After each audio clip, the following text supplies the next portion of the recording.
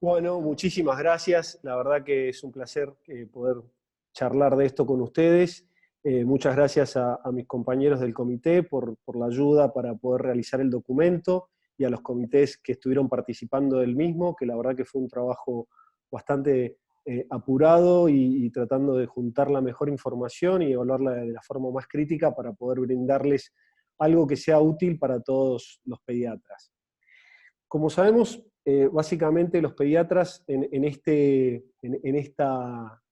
probablemente en esta pandemia tengamos un lugar un poco menor, un poquito que no desplaza, ahí está, un poco menor al resto de las especialidades de adulto porque los pacientes pediátricos se han visto cuadros clínicos leves o moderados. Realmente no hay reportado muerte, hay solamente reportado hasta ahora un paciente que tuvo muchas comorbilidades, ¿sí? Entonces no se le puede atribuir específicamente a la infección por el coronavirus la mortalidad. La edad de inicio, la mediana que vieron es más o menos a los 2 años y 1,5 meses, y generalmente se producía por contagio intrafamiliar. Los síntomas, un poco ya los fuimos describiendo todos, que pueden ser o muy leves, como fiebre, tos, o fiebre y dolor de garganta, hasta síntomas más importantes como la fiebre y dificultad para respirar. En esto, la Organización Mundial de la Salud, en el documento que sacó el 13 de marzo, identificó diferentes cuadros que se podían presentar en los pacientes con infección por coronavirus. La primera, obviamente, es la infección no complicada, esta que en los pacientes tienen poca sintomatología, como fiebre o tos o dolor de garganta, ¿sí? Y que no requiere muchos más cuidados. Los pacientes podían progresar hacia una neumonía, en la cual a esta tos se le acompañaba de una dificultad para respirar, o sea, una frecuencia respiratoria más rápida, ¿sí? Que era variable, obviamente, los puntos de corte según las diferentes edades. Si a esta neumonía se le sumaba cianosis central o si se le sumaba mayor dificultad respiratoria o alteraciones gasométricas, ya estábamos en presencia de una neumonía severa.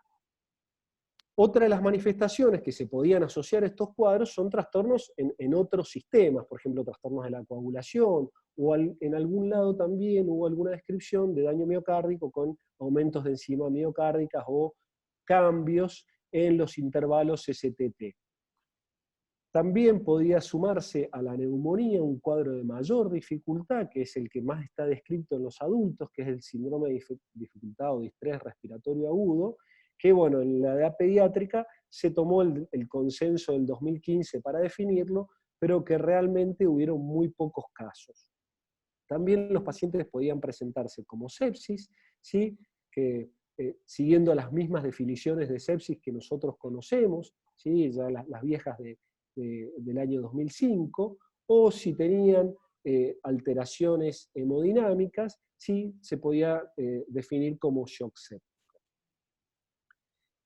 ¿Cuándo tendríamos que internar a estos pacientes? Bueno, esta definición nosotros nos costó mucho llegar a un acuerdo porque obviamente que la definición va cambiando a lo largo de las etapas que vamos cursando en la pandemia. Ustedes saben que al principio de la pandemia se internaban todos los pacientes y de a poquito probablemente nosotros vayamos pasando a internar solamente los pacientes que requieran realmente cuidados hospitalarios y el resto de los pacientes probablemente aislarlos en instituciones no hospitalarias. Y dentro de las indicaciones de internación, que como les dije van a ser variables a lo largo del tiempo de la pandemia, nosotros tenemos que tener en cuenta que siempre que un paciente tenga signos de insuficiencia respiratoria, esto sea leves o moderados, pero que requiera oxigenoterapia, obviamente que va a tener que ser institucionalizado. Y después vamos a dividir dos grandes grupos, ¿sí? Los menores de un año y los mayores de un año. Y los menores de un año uno va a ser un poco más permisivo con la indicación, y acá también está incluido el riesgo social, porque muchas veces nuestros pacientes, sobre todo en hospitales públicos, ¿sí? o en lugares de menores capacidades socioeconómicas, vamos a tener que probablemente internarlo al paciente por estas causas y no tanto por la clínica. Ya si en mayores de un año hay que ver que pueden presentarse dolor torácico, deshidratación o alteraciones del sensorio de alimentación, y esto obviamente son indicaciones de internación. Por último, en el documento nosotros referimos a un montón de grupos de riesgos que también tendrían que internarse porque son en estos grupos donde podrían generarse las mayores complicaciones. Si el paciente a su vez tiene convivientes vulnerables, que podrían ser pacientes con grupos de riesgo, por ejemplo, tener algún inmunosuprimido en la casa, también tendría que considerarse su internación. Cuando vamos a ver la internación, lo que está recomendado claramente es una habitación individual con presión negativa, pero nosotros lo que recomendamos es que la habitación tendría que ser individual, ¿sí? Y si no es individual tiene que ser una cohorte. Y si es una cohorte tendría que haber una distancia de 1,5 metros entre las camas.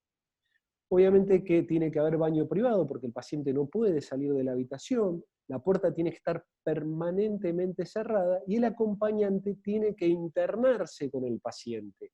No puede salir a deambular en pasillos, no puedes abrir la puerta, o sea que el acompañante solamente tiene que recibir la comida, que muy probablemente la tengan que dejar en la puerta y tengan que tocarle la puerta para que en ningún momento haya una distancia menor a 1,5 metros entre el personal de apoyo y el acompañante o el paciente. Obviamente que el personal de salud va a tener que romper esta distancia cuando tenga que hacer algún procedimiento o revisar a los pacientes.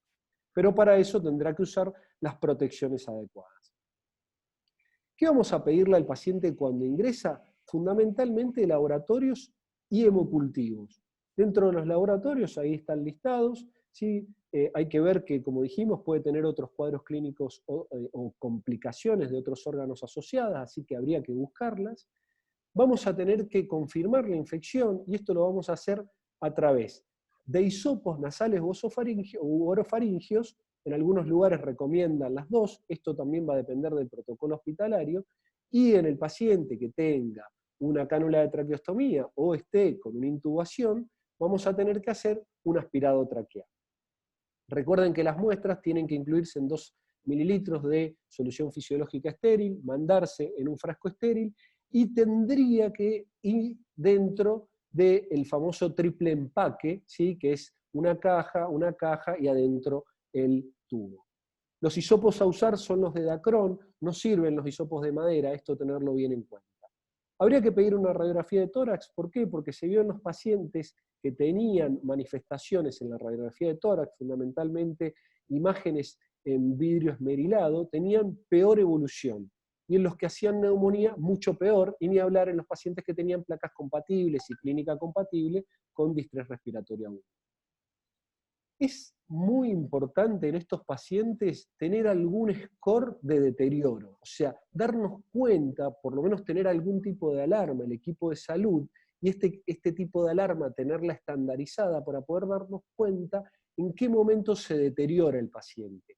Uno de los scores más utilizados en el mundo es el PEUS, que, bueno, hay hechos trabajos en la Argentina. En el Hospital Pedro Elizalde hizo un trabajo en el cual se vio que a partir de un punto de corte mayor o igual a 4, el paciente podía tener más riesgo de requerir un mayor soporte en cuidados intensivos.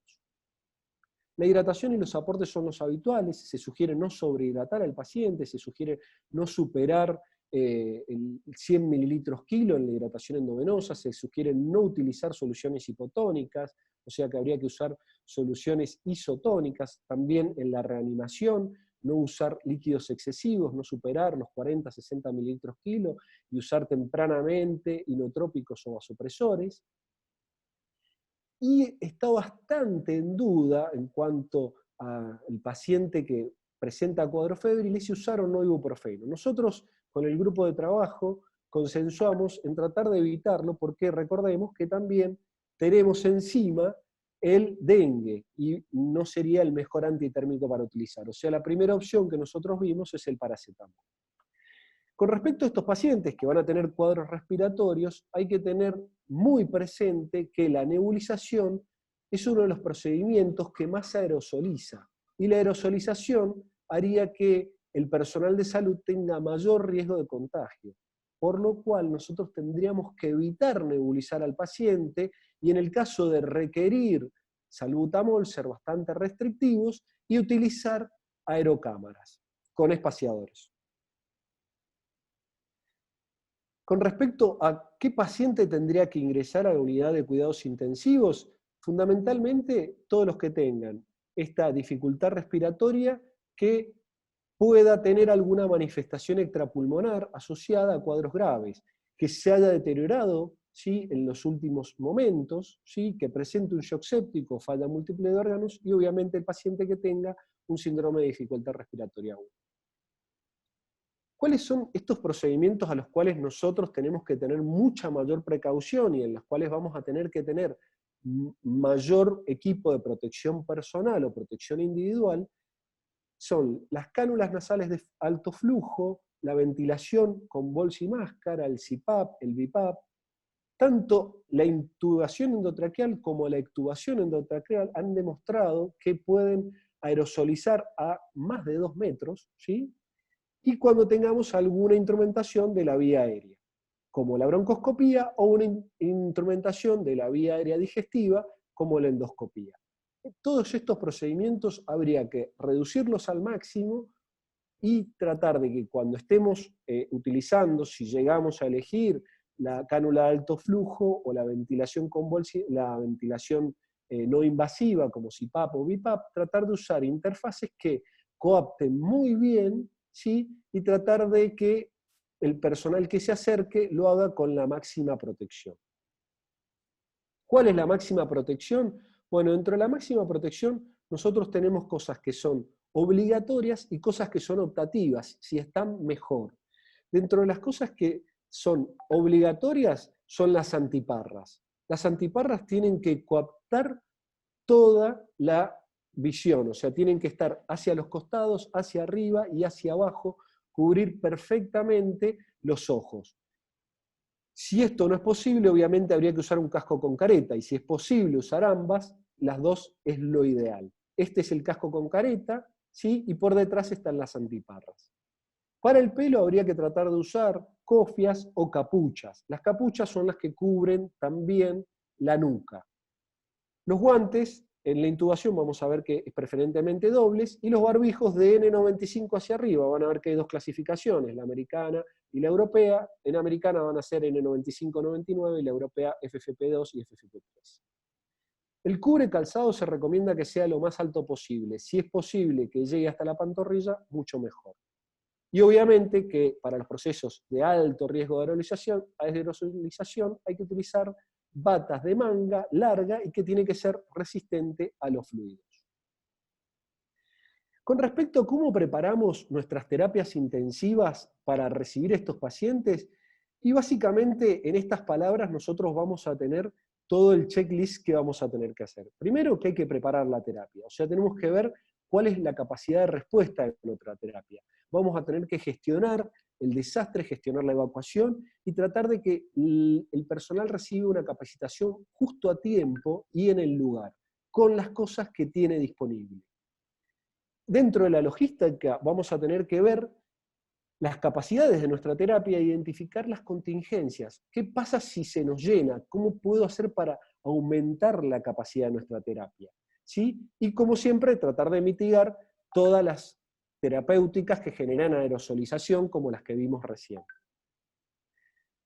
Por último, siguiendo en esto, la comunicación es muy importante. Tendríamos que tratar de estandarizarla en el equipo de salud. Tendríamos que tratar de tener una comunicación fluida y con herramientas que nos permitan a todos poder lograr una conciencia situacional común. O sea, que todos en el mismo momento estemos pensando en el paciente de la misma forma. O sea, tratar de que todos estemos conscientes del tratamiento que vamos a hacer y de cómo nos vamos a cuidar para no contagiar.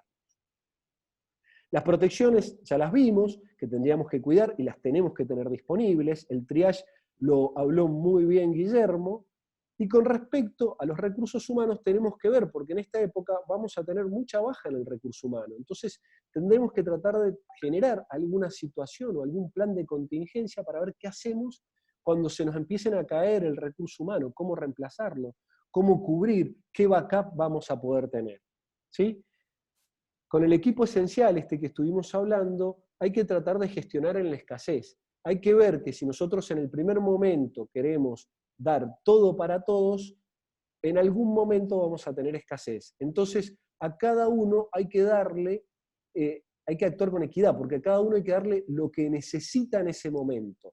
No todos podemos usar N95, no todos podemos usar caretas, no todos tenemos que usar camisolines o batas que sean repelentes al agua, sino que tenemos que usarlas en el momento que esté indicado.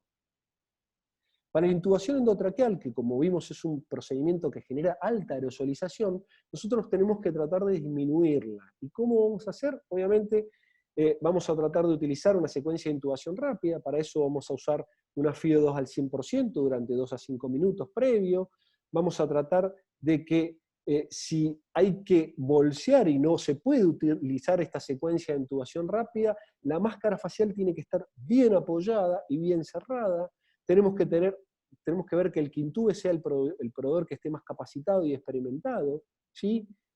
Tiene que tener a disposición suya equipos de protección individual de tercer nivel, los que vimos recién.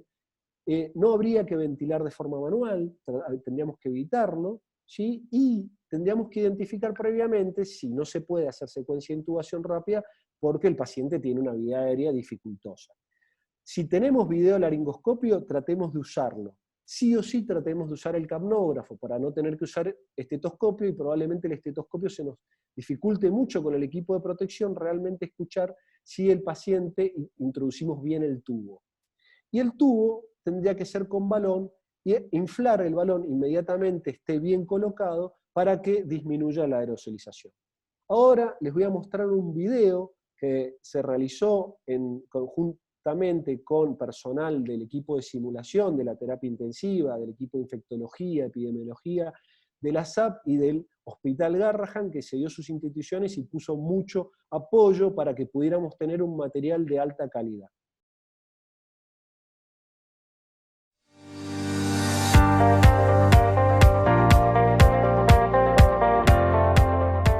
Bueno, a diferencia de la vestimenta que utilizamos en otras situaciones, en los momentos de aerosolización en los cuales vamos a tener contacto tal vez con secreciones del paciente, para evitarlas vamos a necesitar, además de la protección nombrada previamente, el casco con careta, que es lo que se acaba de colocar el operador de la vía aérea.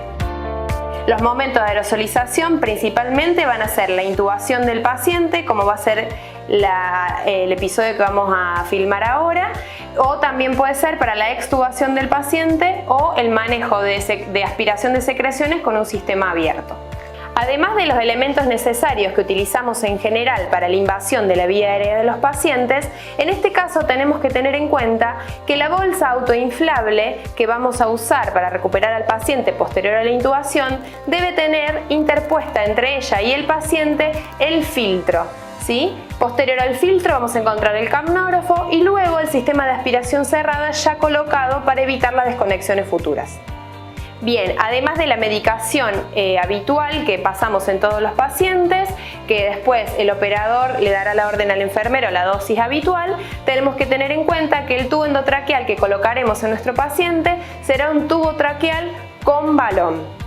Muy bien, colocado el paciente en la camilla boca arriba como habitual, conectado al monitor multiparamétrico, tenemos que tener en cuenta que esta maniobra deberá ser realizada por 3 operadores. Un operador siempre esperamos que sea el más avezado para manejar la vía aérea, ya que necesitamos disminuir al mínimo el número de intentos, que será el colocado en la cabecera de la cama. Luego 2 operadores, un especialista en enfermería que nos ayudará a la administración de la medicación y el otro operador que será nuestro asistente para alcanzarnos las diferentes cosas. Siempre tener en cuenta que este tipo de pacientes hay que disminuir la aerosolización al mínimo, por lo cual se deberá tratar de intentar en lo máximo posible la secuencia de intubación rápida. Para esto necesitamos preoxigenar al paciente con oxígeno con máscara con reservorio durante aproximadamente de 2 a 5 minutos. Una vez preoxigenado el paciente, el operador encargado de la vía aérea dará la orden de administrar la medicación para lograr la mejor pseudoanalgesia del paciente y evitar también cualquier movimiento o aerosolización de partículas. Muy bien. En este punto se espera que cesen las respiraciones espontáneas del paciente, y cuando las respiraciones espontáneas del paciente lleguen a 0 y el paciente ya no expanda, se procederá a retirar el aporte de oxígeno por máscara con reservorio y el encargado de la vía aérea solicitará el laringoscopio adecuado para el paciente y comenzará con la laringoscopía.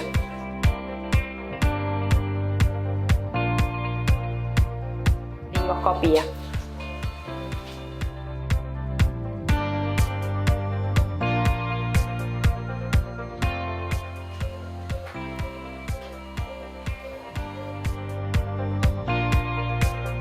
Se irá el tubo adecuado, el cual debe ser con balón, como nombramos previamente.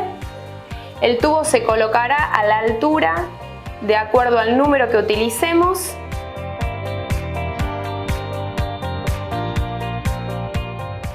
Se inflará el balón antes de ser conectado a cualquier fuente de presión. Y una vez recién inflado el balón, se comenzará con la ventilación con bolsa autoinflable.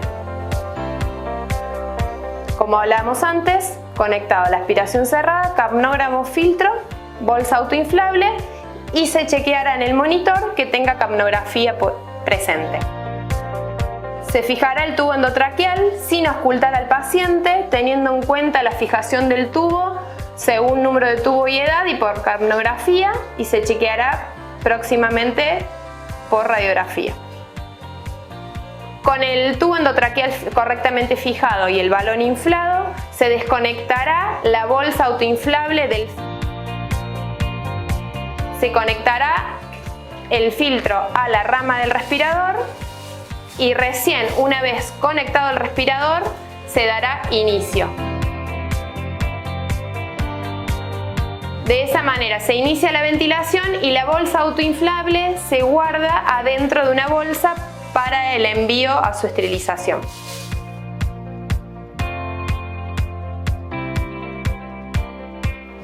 El operador que manejó vía aérea en este momento se retira el par de guantes superior. Ahí estoy grabando. Muy bien, el laringoscopio debe ser guardado en bolsa para... A pesar de haber dicho que lo ideal es hacer secuencia de intubación rápida, ya que el bolseo del paciente con máscara aumentaría la aerosolización, hay ciertas situaciones, como la desaturación brusca del paciente, que es necesario. Lo que hay que tener en cuenta es que para la misma tiene que estar interpuesto el filtro entre la máscara y el ambú, y que la maniobra debe realizarse con 2 operadores para que la coaptación de la máscara sea óptima. A diferencia del armado de los respiradores de la forma convencional, en este caso evitaríamos el sistema de humidificación y agregaríamos un filtro interpuesto entre la rama expiratoria y la válvula expiratoria y otro filtro entre la inspiratoria y el respirador.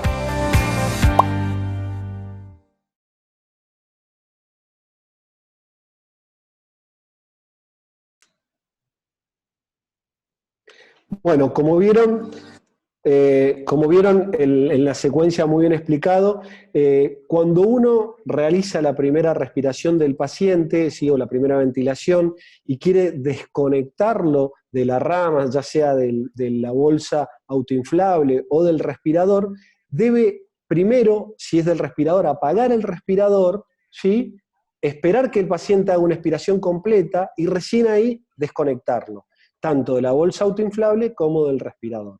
¿Sí? Es muy importante que cuando uno termine depositen todos los elementos reutilizables que tuvimos que requerir en la intubación en una bolsa cerrada, ¿sí? Y decontaminarlos inmediatamente.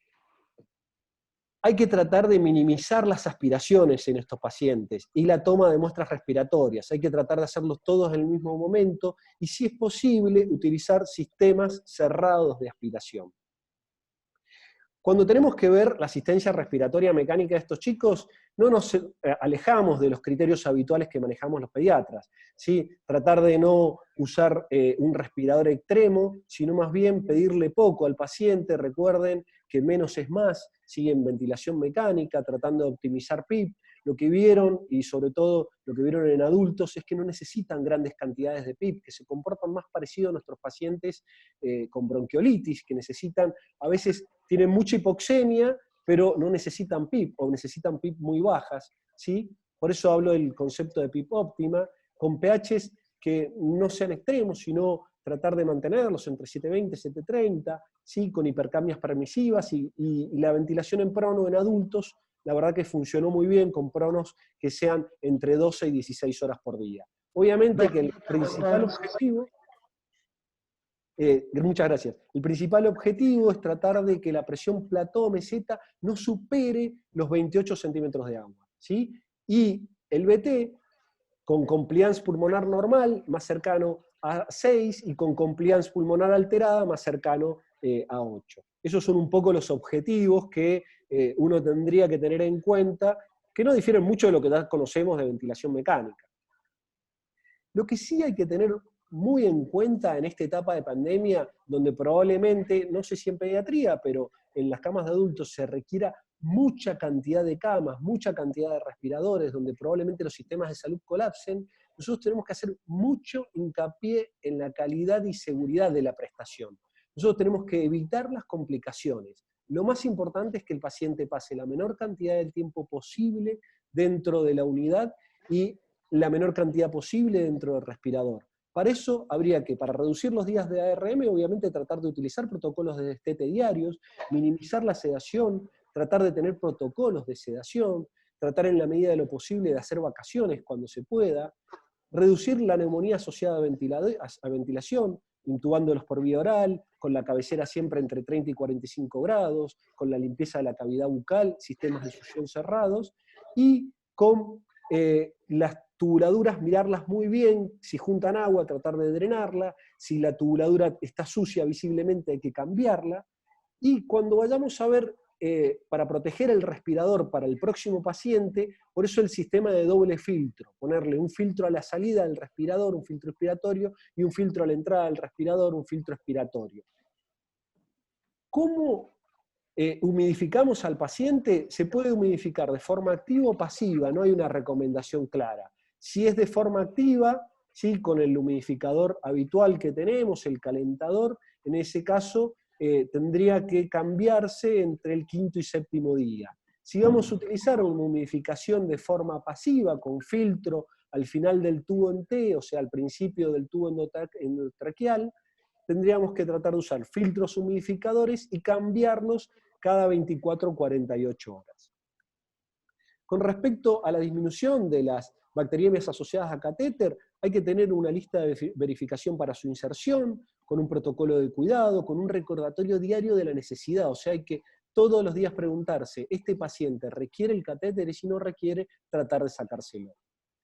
Tratar de disminuir las úlceras por presión y la debilidad del paciente, y para esto tenemos que rotarlo cada 2 horas, son muy útiles los recordatorios o relojes de rotación, poniendo que a determinada hora todos los pacientes tienen que estar en una determinada posición, y la movilización activa de los pacientes a cargo de los kinesiólogos hace que tengan menor debilidad, y la menor debilidad ayuda a que nosotros podamos sacarlo más rápidamente del respirador. Sí, con respecto a las úlceras por estrés, la nutrición enteral temprana es fundamental, y realmente darle bloqueadores de anti-H2 o inhibidores de bomba de protones al paciente que tenga factores de riesgo. Porque recuerden que el paciente que no tiene factores de riesgo, los inhibidores de bomba, los anti-H2, también aumentan el riesgo de neumonía asociada a ventilador. Bueno, esto es todo, muchas gracias, y bueno, quedamos disponibles al final de todas las charlas para preguntas.